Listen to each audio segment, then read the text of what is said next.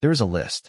It has no official name, no filing number, no entry in any galactic registry or diplomatic archive or interstellar legal framework. It exists, quietly, carefully, in the private records of 7 of the oldest civilizations in the known galaxy, none of whom know the others maintain it. Passed down through generations of leaders and scholars, and the specific kind of keeper that every old civilization produces, the ones entrusted with the things that must not be shared. The list is called, in the closest translation any human language can produce, the Mercy Omissions, things the galaxy decided 6,000 years ago, in a council that no official record acknowledges ever happened, that humanity must never know. Not because the knowledge was weaponizable, not because it posed a strategic threat, but because the beings who carried that knowledge, ancient, experienced, scarred by what they had learned, had looked at humanity from a distance for 3,000 years and made a judgment. They are not ready. They must be protected. They must never find this. The decision had held for 6,000 years. Then humanity arrived in the galaxy, and within 18 months, without trying, without knowing what they were looking for, through nothing more than the specific combination of relentless curiosity and stubborn refusal to leave things alone that defined their species at its most essentially human. They found everything on the list. Every single thing. This is the story of what they found, and what the galaxy learned about what it means to try to hide something from a species that evolved on a death world by paying attention to everything. The signal that was never meant to arrive. Dr. Yemi Adeyemi was not supposed to be working that night. She was supposed to be at the station's annual cultural exchange dinner, an event she had been anticipating for 3 months because the Threnki cultural delegation had promised a demonstration of their species' harmonic vocal tradition, and the xenomusicology community had been breathless about it for weeks. She was not at the dinner. She was in the deep signal analysis lab on sublevel 4, because 6 hours ago her passive monitoring array had caught something that her automated flagging system had classified as signal anomaly, non-standard frequency, origin, unresolved. She had looked at the raw data and felt, in the specific way that scientists feel things before they can articulate why, that this was not something she could leave until morning. Dr. Adeyemi had been studying signals for 19 years. The electromagnetic and gravitational information that moved through the universe, carrying, if you knew how to read it, the history of everything that had ever happened in the cosmos. She had never seen anything like this. The signal was old, extraordinarily old. The decay pattern suggested it had been traveling for approximately 6,000 years. It was narrowband, tightly focused, which meant it was not background radiation, not a natural astrophysical phenomenon. It had been sent, deliberately, by something, to something. She ran the directional analysis. Origin point, approximately 340 light-years from Earth's current position. She ran the destination analysis. The destination, where the signal had been aimed 6,000 years ago, was a set of coordinates she recognized immediately. Earth's coordinates. 6,000 years ago, something 340 light-years away had aimed a signal directly at Earth. She ran the decryption protocol. The encoding predated every format in the Galactic Standard Library, which meant it predated current galactic communication standards by millennia. But it was encoded, deliberately, which meant it was a message, intended to be read. She spent 4 hours on the decryption. At 3:17 a.m. station time, the message resolved. She read it. She sat with it for a long time. Made the strongest coffee her machine would produce. Read it again. It said, in translation, imperfect, ancient, to the species of the third planet, Sol system. We have been watching you for 3,000 years. We will not make contact. You are not ready for what contact would bring. We have seen what it does to young species, the knowledge of what exists beyond your sky. We have seen civilizations end from it. Not from war. From knowing. You are remarkable. In 3,000 years of watching, we have not seen your kind before. The specific way you persist, the specific way you reach. We find it. There is no word in your language yet for what we find it. Perhaps one day there will be. We are leaving this message where you cannot find it yet, where it will drift until you are ready. We hope you become ready. We are afraid you will find it before you do. We are more afraid of what you will do with it when you find it than of anything else we have encountered in 6,000 years of watching the galaxy. Not because you will misuse it, Because you will be unafraid of it. And the things in this galaxy that should be feared, that must be feared, require beings who can fear them. We are sorry. We hope you prove us wrong. The Ethan. We were here. We are gone. The message remains. Dr. Adeyemi read it 3 times. Then she did what she always did when she found something significant. She picked up her communicator. She called her colleague. Kofi, she said when he answered, groggy with sleep. I need you in the lab. Now. Yemi, it's 3 a.m. I found something, she said. Something that was sent to us 6,000 years ago and hidden where we couldn't find it. By a species that is apparently gone. A pause. I'll be there in 10 minutes, Kofi said. She had known he would be. That was the thing about humans. You told them something was hidden. Something was not meant for them. Something had been carefully placed beyond their reach. And they came running. Every time. What the Ethan knew. The Ethan were not in any galactic registry. This was, Dr. Adeyemi would discover over the following weeks. Not because they were obscure. It was because 7 of the oldest civilizations in the galaxy had, approximately 5,900 years ago, quietly and cooperatively removed every reference to the Ethan from every accessible archive. Not destroyed, removed. Carefully. Specifically. With the precision of beings who understood that destruction left traces and removal, done correctly, left nothing. They had almost succeeded. 3 references remained. Buried in formats so archaic that no automated search system had flagged them. In documents so old that they had been filed under pre-galactic era artifacts, academic interest only, and had sat, unread, for millennia. Dr. Adeyemi found all 3 in 11 days. Because she was looking. The references described the Ethan as the oldest, the first to reach the stars, the ones who saw what was at the edge and chose silence over sharing. The references described what the Ethan had seen, and why they had gone silent, and why, in the message that had been drifting toward Earth for 6,000 years, they had been afraid. Not of humanity. For humanity, the room that should not exist. Commander Zara Osei found the second hidden thing entirely by accident. She was conducting a routine infrastructure survey of the Velhari hegemony's oldest orbital station, a diplomatic posting that was, in the honest assessment of everyone in the combined forces, the most boring assignment in the known galaxy. The station was 1,100 years old. It had been surveyed so many times that the survey reports referenced each other in a recursive loop going back for centuries. Nothing new had been found on this station in 800 years. Zara found something new on her 3rd day. It was behind a wall.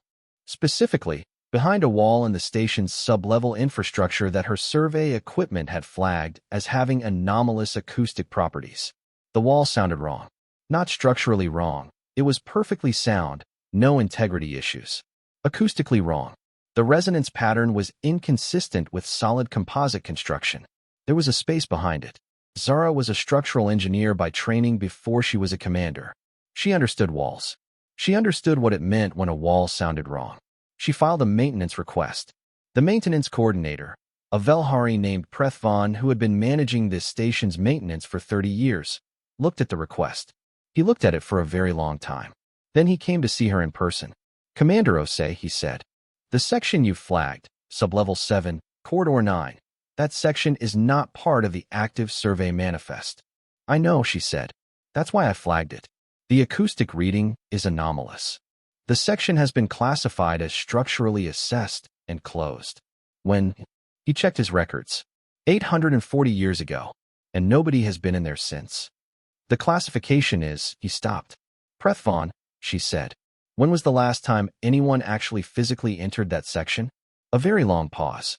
The classification, he said carefully, predates my tenure. I'd like to open it, she said. Commander. Prethvon. There is a space behind that wall that has not been inspected in 840 years. My survey equipment says it exists. My professional responsibility says I inspect it. She looked at him. Is there a reason I shouldn't? He looked at her. At the request form she was holding. At the calm, professional, completely immovable expression of someone who had found a thing and was going to look at the thing. I will need to make some calls, he said. I'll wait, she said. He made the calls. The calls, she would learn later, went to 3 different levels of Velhari administration, each of whom made their own calls, creating a cascade of increasingly alarmed communications that climbed the hegemony's administrative hierarchy in under 4 hours and ended at a desk that had been specifically created 800 years ago for exactly this scenario. The desk's occupant, a senior administrator named Vrethsan who had held this position for 40 years and who had genuinely believed, until today, that this scenario would never actually occur, sent a message back down the cascade that said, in bureaucratic language that translated to approximately, "Let her in. We always knew this day would come. We had just hoped it wouldn't be a human." What was in the room? The room behind the wall was approximately 40 meters square. It was climate-controlled. The systems were still running, had been running for 840 years on an independent power loop that had been designed, very deliberately, to operate without connection to the station's main systems. It contained 4 things. First, an archive of documents. Physical documents, an unusual choice for an era of digital storage, and one that Zara immediately recognized as deliberate. Physical documents didn't require power to read. Physical documents survived system failures. Physical documents were, in the specific calculus of beings who wanted something to last, chosen. Second, a set of astronomical charts. Ancient, hand-calculated, by the look of them, mapping something that her navigation system, when she photographed them and ran the analysis, identified as a region of space approximately 2,000 light-years from the station's current position. Third, a containment unit. Sealed. Her equipment couldn't identify the contents. The containment was too thorough. But the unit was warm. Slightly, steadily warm. In a room that had been sealed for 840 years. Fourth, a message. Addressed. And this was the part that made Zara stand very still for a long moment. In 17 different languages. One of which was English. The message had been prepared in English 840 years ago. English had been spoken on Earth for approximately 1,000 years at that point. The Velhari had known about Earth for less than 2 years. The message said, "If you are reading this in the human language, then what we feared has happened ahead of schedule. The humans have arrived in the galaxy, and a human has found this room, and we have run out of time. What is in the containment unit must not be opened. Not because it is dangerous. It is not dangerous in the way that weapons are dangerous. It is dangerous in the way that truth is dangerous. In the way that knowing something changes everything about how you exist in the world. In the way that once you know it, you cannot unknow it, and the knowing reshapes everything. We have carried this knowledge for 6,000 years. We are, all 7 of the civilizations that know this, changed by it. Diminished, some would say. We say, made careful, made humble, made aware of how small even the greatest civilization is in the context of what actually exists in this universe. We decided, 6,000 years ago, to protect the young species. The ones who hadn't yet found the edge of what is knowable. The ones still bright with the certainty that the universe was comprehensible. We decided to let them have that brightness for as long as possible. We did not know, when we made that decision, about humans. We did not know about death worlds. We did not know about a species that evolved by looking at the dangerous thing and moving toward it. If a human is reading this, we are sorry. We tried to protect you. We understand, now, that you did not want protecting. Open the unit. You were going to anyway. We hope, we genuinely hope, that you are what the old signals said you might be. We hope you are unafraid. The universe needs something that is unafraid of it. It has needed it for a very long time. Zara read the message. She looked at the containment unit. She thought about the message's instruction. Then she called Dr. Adeyemi, who had sent her a preliminary summary of the Ethan signal findings the previous week, and said, "Yemi, I found something. I think it connects to what you found. I think we need to talk." What the oldest map showed. The astronomical charts from the room led, after 3 weeks of analysis by a team of 4 human researchers who had been quietly assembled by Dr. Adeyemi and Commander Osei, without officially notifying anyone, because they had both, independently, concluded that officially notifying anyone was going to result in the kind of bureaucratic intervention that would slow everything down to a region of space that the Galactic Navigation Database listed as Sector Null. Survey status, incomplete. Access classification, restricted. Restricted since, they checked, 6,000 years ago. The restriction had been filed by a diplomatic coalition that no longer existed, citing a reason that had been redacted from the accessible record. Humans, The galaxy was learning, had a particular relationship with restricted things. They noted the restriction. They filed it. They then proceeded to find every piece of publicly available data about the restricted region through entirely legitimate means. Academic papers, historical navigation records, the kind of archival research that was technically permitted because it predated the restriction and had simply never been cross-referenced with it. What they found, assembled from 17 separate sources that had never been connected before. Sector Null was not empty. It contained something. Something that had been there. The age estimates from the oldest accessible data suggested, for longer than most of the galaxy's current civilizations had existed. Something that the 7 oldest civilizations had visited 6,000 years ago and had collectively decided never to visit again. Something that the Ethan, the oldest of the old, the first to reach the stars, had described, in one of the 3 surviving references, in language that the translation system rendered haltingly, as the answer to the question every civilization eventually asks. The question we wished we had never asked. The question you cannot unask once you have asked it. The thing at the edge of everything. Go back. Turn around. Be content with not knowing. We beg you. Turn around. Dr. Adeyemi read this. She shared it with her team. They sat with it for a long time. Then Dr. Kofi Mensah, her colleague, her oldest friend in the field, the person who had come to the lab at 3 a.m. without hesitation, said, "We're going, aren't we?" It wasn't quite a question. "Yes," she said. "They're begging us not to." "I know. The oldest civilization in the galaxy, the ones who saw everything, they're begging us." "I know. And we're going anyway." She looked at him. "Kofi," she said. "We're human." He was quiet for a moment. Then he started pulling up navigation charts. "Right," he said. "We're going to need a ship." What they found in Sector Null. The journey to Sector Null took 11 days. The ship, a research vessel called the Persistent Question, which Dr. Adeyemi had named before any of this started, and which now seemed either prophetic or ironic, depending on your perspective, carried a crew of 6. All human, all researchers, all people who had, in their various careers, developed the specific professional habit of going toward the thing rather than away from it.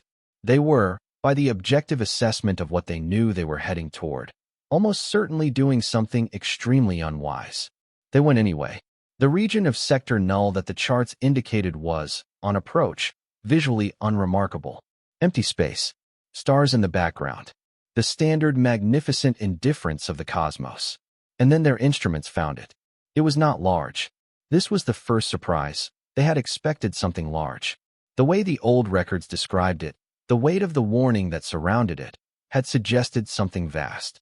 It was approximately the size of a house. It was. Dr. Adeyemi stared at her instruments for a long time before she wrote this in the mission log. Perfectly still. Not drifting, as objects in space drifted. Not orbiting anything. Simply still. In space where nothing was perfectly still.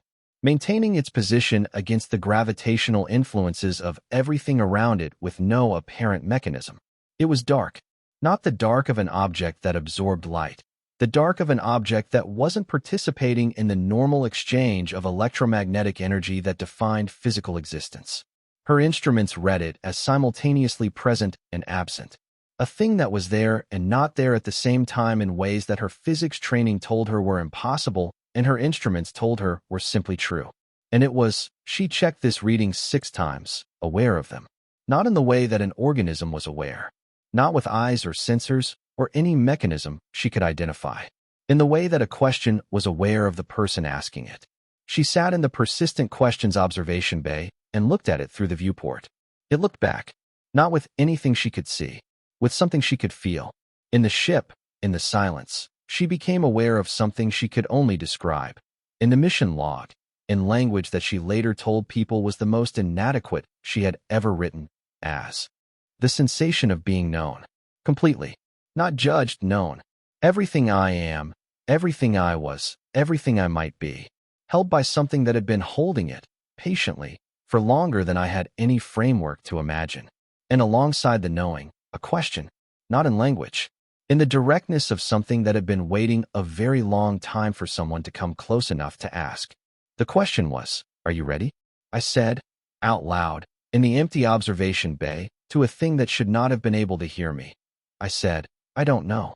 And it said, not in sound, not in language, in the same directness. It said, that is the right answer. And then it showed us. What it showed them. She never wrote in the mission log what it showed them. Not because she refused. Because she tried. She spent 4 days after they left Sector Null trying to write it, and found that language did not have the architecture for it. Not any human language. Not any language in the galactic database that she could find. What she wrote instead was this. The 7 oldest civilizations in the galaxy went to Sector Null 6,000 years ago and came back changed. They described what they found as unbearable, as the end of brightness, as knowledge that diminished rather than elevated. I went to Sector Null with 5 colleagues and came back changed. I do not describe it as unbearable. I do not describe it as the end of brightness. I describe it as, and I am aware this is not a scientific term, but it is the most accurate term I have, clarifying.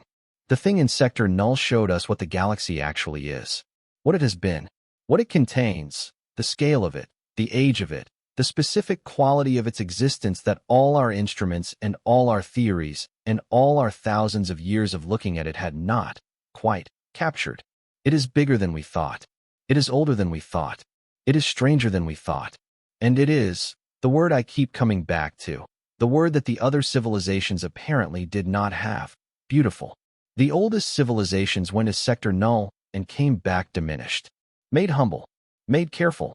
We went and came back. I keep thinking about this. I keep trying to understand the difference. Excited. Not recklessly. Not naively. I know what I saw. I know what it means. I know how small we are in the context of it.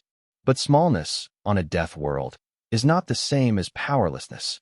We spent millions of years being small on a planet that was vast and ancient and full of things that could end us. We learned, at the level of our DNA, at the level of our oldest cognitive architecture, that being small in the context of something enormous was not a reason to stop. It was a reason to pay closer attention. The thing in Sector Null showed us everything the galaxy had been trying to protect us from. And we looked at it and thought, yes. And what do we do with this? I think that's why the Ethan were afraid of us. Not because we would be destroyed by the knowledge. Because we wouldn't be. And they didn't know what a species that wasn't destroyed by it would do. I think I know now. The same thing we always do. We go further. What the 7 civilizations said. The 7 civilizations that maintained the Mercy Omissions list convened, for the first time in 300 years, and for the first time ever with knowledge that the list had been found, a formal council. The council was held on neutral ground, a station in unclaimed space, old enough that its architecture predated the current diplomatic era and carried, in its walls, the weight of decisions made before most current civilizations existed. They had not invited humanity. Humanity had sent a representative anyway. Ambassador Dr. Yemi Adeyemi. She had been appointed to the position approximately 72 hours before the council, in a process that the Unified Space Authority's diplomatic division described as the fastest ambassador confirmation in recorded history, and that everyone involved described as obviously necessary. Arrived at the station with a research assistant, a translation system, and the mission log of the persistent question. She was shown to a waiting room. She waited. After 4 hours, the council sent a representative to speak with her. A Velhari elder named Vron Keth, one of the oldest serving diplomats in the hegemony, a being who had been present at 3 of the most significant diplomatic events of the current era and who had a reputation for saying exactly what he meant. He sat across from her. He looked at her for a long moment. "You found everything," he said. "Yes." "The signal, the room, the charts, Sector Null." "Yes." "In 18 months. 17, actually." He was quiet. "We kept the list for 6,000 years. We kept it from species that had been spacefaring for centuries. From civilizations with research capabilities that dwarf yours by every measurable metric. I know. And you found everything in 17 months. We weren't looking for it specifically," she said. "We were just looking. Generally. The way we always look." He looked at her. "That is somehow worse." She almost smiled. "I know." Another silence. "The council," he said, "is debating what to do. There are those who believe the list should be reconstituted, that new protections should be established, new omissions made. They think they can hide things from us again. Some of them, yes." She looked at him steadily. "Can they?" A long pause. "No," he said. "No, I don't believe they can. He looked at his hands. That is also part of what the council is debating. What does the other part of the council think? He looked up. The other part thinks, and I am among them, that we made an error 6,000 years ago, not in wanting to protect young species. The impulse was correct. The error was in deciding that protection meant hiding. That the way to keep a species safe from difficult knowledge was to keep the knowledge from them. Rather than teaching them what to do with it, he said. Rather than trusting them. He paused. We looked at humanity from a distance for 3,000 years. We watched you survive things that should have ended you. We watched you persist in conditions that no other species had persisted in. And we still, when the question came, decided to hide from you rather than share with you. Why? He was quiet for a long moment. Because you were small, he said finally. And we are old. And the old mistake, again and again, is to confuse smallness with fragility. He looked at her. You went to Sector Null. Yes. You came back. Yes. The ancient records, the ones that survive from the species that went before, describe it as the end of brightness, as something that diminishes. I know. I read those records. And she thought about it carefully. About the right words. About the mission log she had spent 4 days trying to write. The thing in Sector Null asked me if I was ready, she said. I said I didn't know. It said that was the right answer. She paused. I've been thinking about why that was the right answer. The civilizations that went before, I think they said yes. I think they arrived certain. Certain they were ready. Certain they could handle it. Certain of their own preparedness. And that certainty was the problem, she said. Because what's in Sector Null is bigger than certainty. It's bigger than preparedness. The only honest response to it is, I don't know. And then, let's find out. She looked at him. We've been saying that our whole existence. Every time we encountered something that should have ended us. I don't know. Let's find out. Vronketh looked at her for a long time. Then he stood. The council, he said, will hear from you directly. Not through a representative. He paused. I should tell you. This has not been offered to a non-member species before. I know, she said. You don't seem surprised. I'm not, she said. You've been watching us for 3,000 years. You know what we are. She stood. It's time we knew what you are too. What was written? 6 months after the council, a new document was filed in the Galactic Diplomatic Registry. It had an official name, a filing number, an entry in every accessible archive. It was called, at the suggestion of Ambassador Adeyemi, who had proposed the name in the closing session of the council and whose proposal had been accepted after the longest silence in council history. The shared things. Not a list of what was hidden, a list of what was known, what had been found, what was being, for the first time in 6,000 years of careful omission, shared.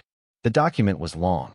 It contained the Ethan's signal, full translation, full context, full history. It contained the contents of the room behind the wall, the charts, the containment unit's contents, the message in 17 languages. It contained the records of Sector Null. Not what Dr. Adeyemi had seen. She was still working on writing that, and had concluded she might be working on it for the rest of her life. But the coordinates, the history, the account of what the oldest civilizations had experienced there and why they had chosen silence. And it contained, at the end, a section that had been written by the 7 civilizations jointly, the oldest voices in the galaxy, putting into words something that 6,000 years of keeping the list had made them forget. We hid these things because we were afraid, not of the knowledge itself, of what it would do to the young species to know it. We were wrong. Not about the knowledge. The knowledge is what it is, vast and strange and humbling in ways that have not diminished in 6,000 years of carrying it. We were wrong about the young species. We were wrong about this young species. They went to Sector Null. They came back excited. We have been carrying the weight of what we know for 6 millennia and calling it wisdom.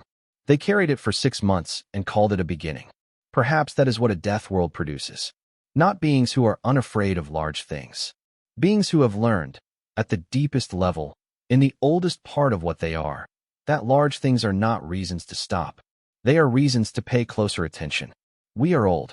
We forgot that. They reminded us. We are, and this is not a word we use easily, we who have been in the galaxy since before most current civilizations existed. Grateful. In Ted Barrow's field in Kent, the garden grew. In a lab on sublevel 4, Dr. Adeyemi worked on the words. In the persistent question, 6 humans who had gone to the edge of everything and come back began planning where to go next. Not because they were fearless, because they were human. And humans, when they find the edge, don't stop. They lean over. And look, the galaxy kept a list for 6,000 years. Things humanity must never find. Things too large, too strange, too true for a young species to carry. They hid the signal. We found it. They sealed the room. We opened it. They restricted the sector. We went there. They begged us to turn around. We kept going. Not because we were reckless. Not because we were fearless. Because we are human. Because we spent millions of years on a world that was trying to end us and learned, at the level of our oldest instincts, in the deepest part of what we are, that the large thing is not a reason to stop. It is a reason to pay closer attention. The galaxy hid everything from us. We found it anyway. And then we said, yes. And what do we do with this? The same thing we always do. We go further. Subscribe to Humans Hit Different for more HFY stories that show the galaxy what humanity actually is. New stories dropping regularly. They keep trying to hide things from us. We keep finding them. Bell subscribe. We're not done looking.